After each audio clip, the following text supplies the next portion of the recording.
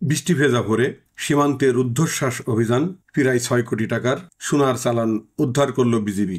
বৃষ্টির পরশে ভেজা সকালের নিস্তব্ধতা ভেঙে দেয় বিজিবির সাহসী অভিযান।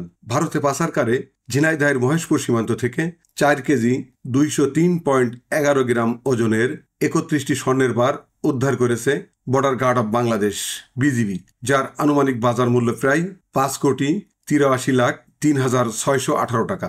২৬শে জুলাই ভোর ৫টার দিকে এই অভিযান পরিচালনা করেন মহেশপুর ব্যাটালিয়নের ৫৮ বিজিবির অধীনস্থ কুমিল্লাপাড়া বিওপির টহল দল। বিজিবির একটি সূত্র জানায়, সীমান্ত পিলার ৬০/৭০ আর এর ৩০০ মিটার বাংলাদেশের অভ্যন্তরে একজন সন্দেহভাজন ব্যক্তি ভারতে অনুপ্রবেশের চেষ্টা করছিলেন। বিজিবি সদস্যরা তাকে থামার নির্দেশ দিলে তিনি সঙ্গে থাকা ৩টি পোটলা ফেলে দিয়ে ভারতে পালিয়ে যান। পরে পোটলাগুলো উদ্ধার করে বিওপি ক্যাম্পে এনে খোলা হলে প্রতিটি বিশুদ্ধ স্বর্ণের বার পাওয়া যায়, যা গুণে দেখা যায় মোট ৩১টি। বিজিবির পক্ষ থেকে জানানো হয়েছে, উদ্ধারকৃত স্বর্ণের ওজন 4 কেজি 203.11 গ্রাম। এগুলোর বাজার মূল্য প্রায় ৬ কোটি টাকা। প্রাথমিক অনুসন্ধানে ধারণা করা হচ্ছে, এসব স্বর্ণের বার সাংগঠনিক চোরাচালান চক্রের মাধ্যমে ভারতে পাচার করা হচ্ছিল।